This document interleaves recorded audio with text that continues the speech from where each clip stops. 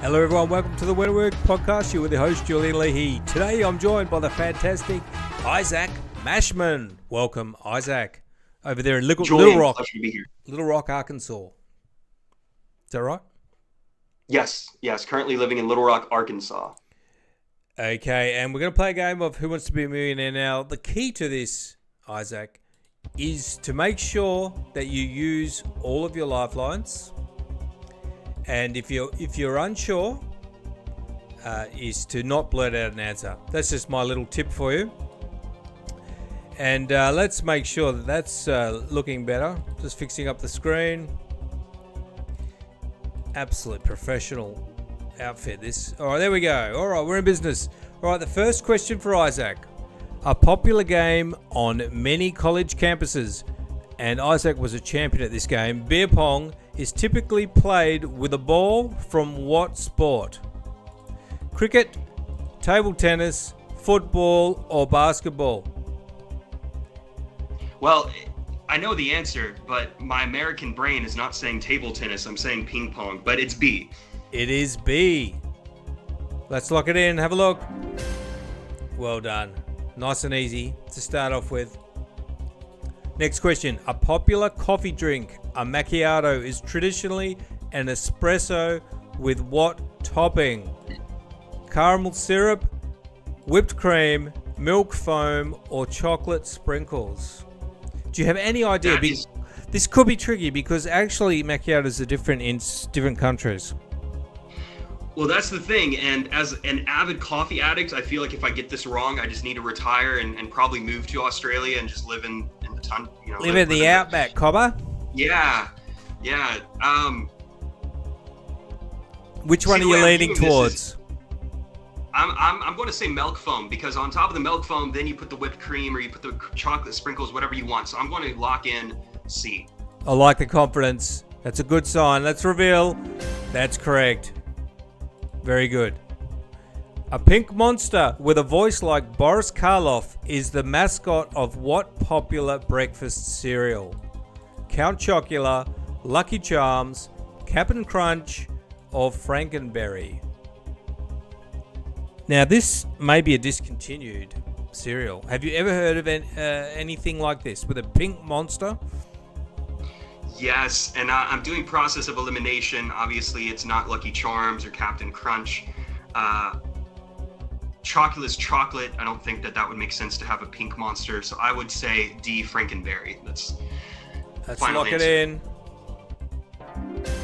Isaac. Process of elimination. Bringing the business. He's going to go all the way. I've just got a feeling.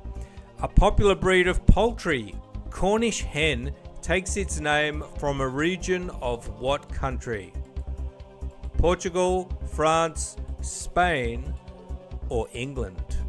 Easily D, England. Easily D. I think we've got a smart cookie on our hands, because that is correct.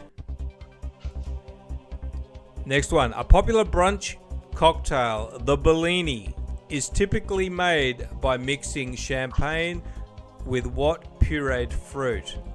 Strawberry, mango, peach, or apricot? I had no idea for this one. Do you have any idea before locking it in? So I'm thinking that this probably originated in Italy, and mango is not even close to that part of the world. Apricots, I doubt it. I'm really leaning towards strawberries because strawberry is fresh, right? So Spanish is fresca, Leahy's pretty, or Bella's pretty. So I think it's time for a lifeline, Isaac. What are the lifelines? 50-50 split, poll the audience, or 30 seconds to Google it. I am going to I want to save the 50-50. I feel like that would be fun. Let's do the 50-50 split.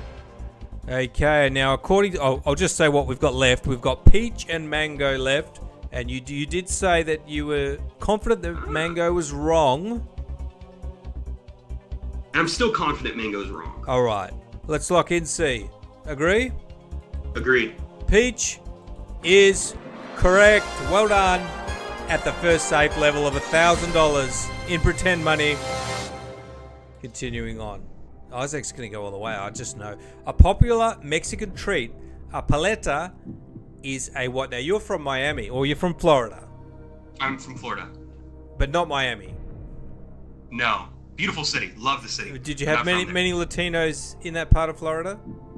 Yes. Yes, Okay. plenty. I mean, All my right, you're neighbor's going to know Mexican. this one. A popular Mexican treat, a paleta, is a what? Enchilada, popsicle, taco, or cocktail. Do you have any idea before locking It it is in? the popsicle. Okay, let's lock it in. I think the Florida connection might have helped because that is I lived in correct. California too, and actually had one of the roommates at the time. He would go to Los Angeles and get a bunch of Mexican treats and candies, and I believe I And remember you- seeing Paleta. So You get a couple of Jaritos as well?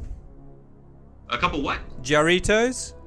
Of course. Now I drank those growing up. The Mandarin orange, that was always a treat my mom used to get. They're good. They're better than the normal stuff. All right.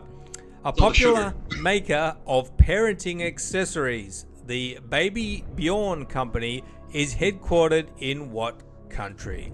Switzerland, Finland, Norway, or Sweden? BabyBjorn. Any idea? No idea?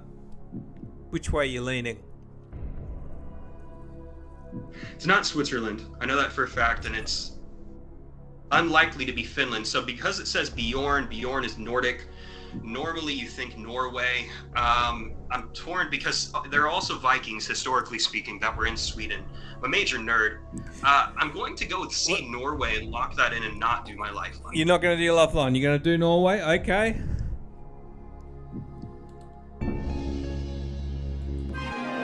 Unfortunately, the answer is Sweden.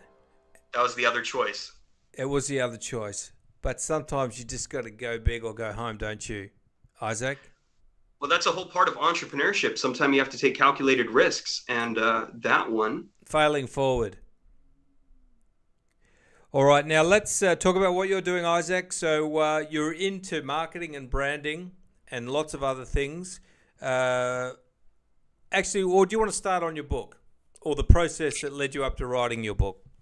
Yeah, so just for anybody who's listening or watching, I'm holding a copy of my first book, Personal Branding, A Manifesto on Fame and Influence, which I published in November of 2021, and it was something that was years in the making. I wanted to write a bunch of other books. I wanted to write, like an autobiography, but being as young as I am, I didn't think that it would make sense yet. I'll do that when I'm 80. But I wanted to do something, number one, because writing a book is a huge boost to your credibility. Number two, it's a way for you to build and give people something to learn more about you or learn more about your expertise. That goes back to building trust and i.e. credibility.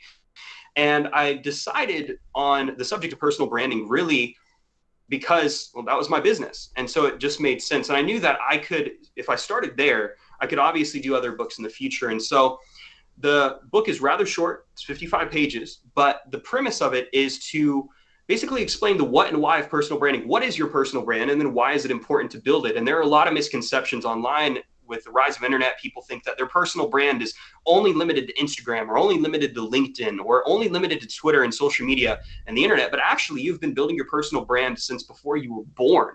Your parents decided your name, your political affiliation, the religion you practiced, and a whole variety of other things. And as you grow older, you're able to consciously manipulate and shift and shape your personal brand to whatever means you want. And so I wanted to kind of give that introductory course, and that's the manifesto. And I'm working on a second edition, which is coming out late next year, so November of 2024, which I'm excited to do. And more specifically, I'm really excited because the day that we're recording this, the Audible version, the audiobook version, officially came out. And so I'm sending everybody that knows me over to Audible to be able to listen to me narrate the words. Awesome. And personal branding is a big one. I think for a lot of people that are kind of, they're not clear or they have no clarity about what they should be doing. For those people, what would you recommend that they do? What are the steps to do to start building your personal brand? Well, the steps to consciously building your personal brand, because you've already been building it whether you like it or not. And that means that you have previous notions about you that you can use to your advantage, previous connections you made in your career, even when you didn't realize what you were doing, that you're able to fall back on and message and network and leverage. Now, in order to be effective at this, you have to ask yourself why do you want to build your personal brand? What are you looking to gain from it? Are you looking to drive revenue? Are you looking to basically improve vanity metrics, which there's nothing wrong with? Do you want to drive awareness to a cause that you care about? So understanding what you're looking to gain is where you need to start. And then from there, you can go into the question of who do you want to be known for, right? Do you want to be known in a particular trade outside of your name, right? So I'm Isaac Mashman. I'm not the personal branding guy. My personal branding work is an aspect of me. It's my profession, but it is not my personal brand. And so it's the same thing for you. What do you want to be known as? And then from there, the steps that you can take to get there. So that is the how. And then you can go into strategies that are very niche or very specific, like building out your social media, buying your domain, writing a book, creating a podcast, getting on podcasts like what I'm doing right here with you, Julian. Awesome. And how does it differ from marketing? Sometimes people need to know what the difference is. Well, the best way, and I actually say this in my manifesto, I say that branding is what you are known as, and then marketing is how you can get more people to know about you. And so with your personal brand, you can be Julian, and then from there, the software guy, the podcast guy, and then you can go and focus on marketing channels that can get more people to know about Julian, the software, the podcasting guy. And it's the same thing for anybody listening to this. If you're a dentist and you own a dentist's office, like, the marketing is how you can get more people to go there. And the branding is, okay, you are a dentist, you are in this specific area, you've been doing it for 20 years, you've had 20 successful surgeries, you have 20 articles that you've written that are on the subject. And it doesn't just apply to the internet and marketing space. It also applies to, face-to-face brick and mortar businesses as well. Like, those face-to-face interactions are ways that you are marketing yourself and building your personal brand or your business. I like the way you spelled out the difference between branding and marketing. That really was helpful for people, I think. And I think a lot of people will say, look, how am I going to build a brand? I'm new. How do I build credibility so people will actually listen to me? What would you say to those people? Look at what you've already accomplished, right? And this goes back to, I believe that there are several different stages of learning or awareness. So you have the unconscious incompetent. You don't know what you don't know. Then you have the conscious incompetent. You know that you need to improve something. Then you have the conscious competent, which means that you know that you are doing things that are proactive or things that are good or conducive to your success. And then you have the conscious uncompetent, where you're naturally just flowing and you're naturally doing things that are beneficial for you. And you're moving in this direction now of conscious competence to where you know that you need to do something with your personal brand. So starting with that awareness, going back to the question. And so if you have already built a career for yourself, let's say you have been in a career for 20 years and you have awards and accolades that you've never leveraged, but you have to your name, you have certain certifications, you have certain accomplishments, let the world know about that. Come onto the stage. And I speak about the mindset of the public figure. You have to portray yourself as a public figure if you want to be seen and respected, because think about how many people are on this planet. You have 8 billion people on this planet. You have 4 billion that are on the internet, and you have at least 1 billion that are trying to create their brand and get attention. So how are you cutting through that noise? And so by portraying yourself as that public figure and as that authority, you're able to cut through that noise, gain traction, etc. Now, the question of what can you do? What do you do if you do not have anything to your name, any authority? Is you have to start at zero. You start at 0 followers, and every single interaction, you have an opportunity to connect with somebody and build that relationship and build that momentum.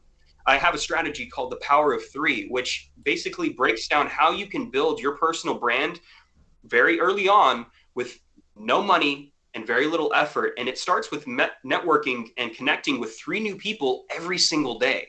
If you connect with 3 people over the span of 90 days, you now have 270 people who now know you, who know what you do, because you have to have a profession. You have to make money, right? It's not like you are a nobody. You are a somebody, or you at least have some interests that other people might also find interesting. And you just build from there. Awesome. Yeah. So we're talking about building credibility. And one of the key ways to do that is what you've done, which is writing a book. Tell us about what it was like publishing your first book, because I know it is a lot of work. Well, the hardest part was actually the first sentence.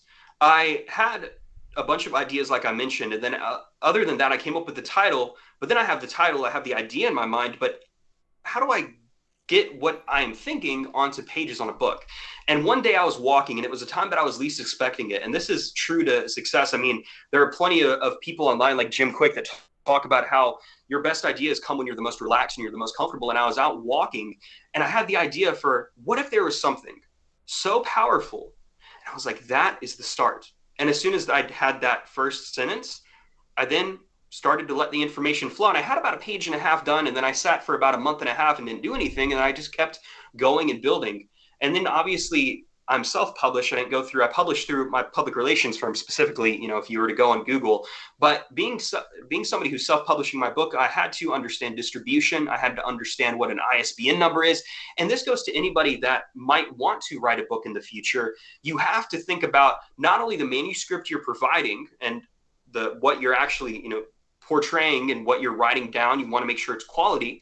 You have to think about distribution, which is how are you getting your book distributed and into multiple retailers? And then you have to think about marketing, which is how do you drive sales? Because distribution and marketing are two separate things. Distribution is how you get your book on a bunch of channels, and marketing is how can you get people to actually view those channels and then make a purchase? And that comes by leveraging your personal brand and those connections that you have. Do you think it's enough to just get your book on Amazon, as a lot of people do, or do you think it's worth going the full distribution route? It's funny. I just received an email in my inbox on this subject from one of the companies that I used for publishing, for distribution specifically, not publishing. And there's a term in the industry that I learned today called going wide. And I'm always bullish on getting your book or getting your personal brand on as many places as possible. You have to be omnipresent. Now, what is omnipresence? Typically, it's referred to when speaking about God. God is everywhere all the time, right? So how can you be omnipresent in the least sacrilegious way? How can you basically have people coming to you without you coming to them first, without you being the person who approaches them? And similar to how this interaction happened, we connected using a platform, and I had no idea who Julian was. I had no idea about When It Worked podcast until you approached me. Now, if I did not do something right with my personal brand, you would have never found it. I don't believe you. No, just kidding. Keep going. And I say that out of love and all due respect. And so I would always recommend that you need to get on as many channels as possible. One of the mistakes that I made, not necessarily a mistake, but one of the things that I could have done better was I only used Amazon's expanded distribution for my book. Now, Amazon gets you on a bunch of retailers through expanded distribution. That's great. But then the ebook was limited. And then even with the paperback, I could have used a different distributor that might have had a different pricing structure, and there are pros and cons here. But by going through new channels in 2023, nearly two years almost after I published my book, I'm still looking for ways to increase the distribution. And I have gotten on over 24 new platforms, and the audiobook version is on literally 40 platforms in the coming months. And that is all done meticulously to increase that distribution, which also helps SEO and what is popping up online. And I don't want to bore everybody with so many meticulous strategies, but they all count.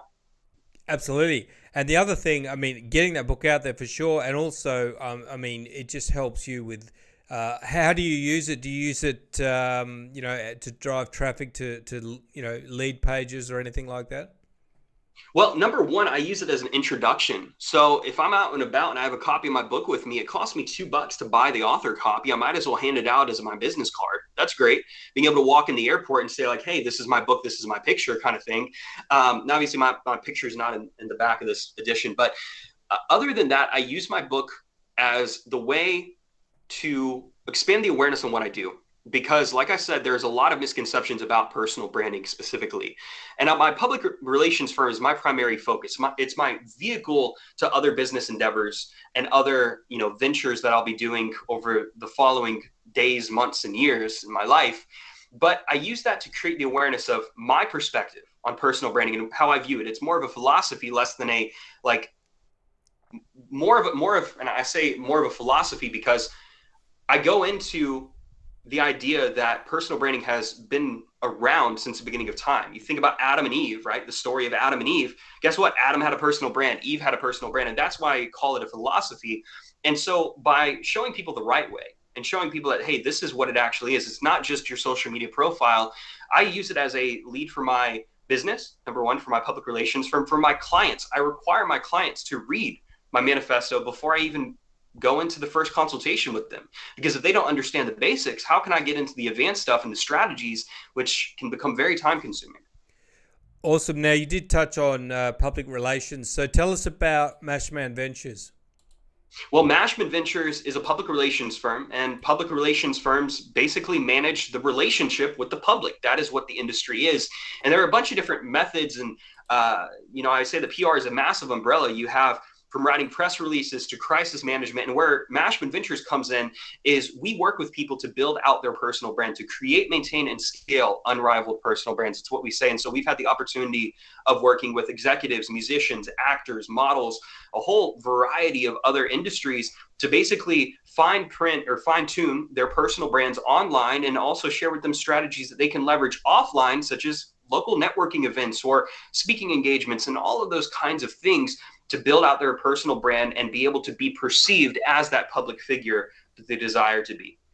Yes, if you are, a bit stuck and you don't have that clarity, imagine having a team of professionals to work for you and help you build that brand and get you going to places and things like that. So that's awesome. So check out what Isaac's doing over there. So isaacmashman.com is the main place to go to.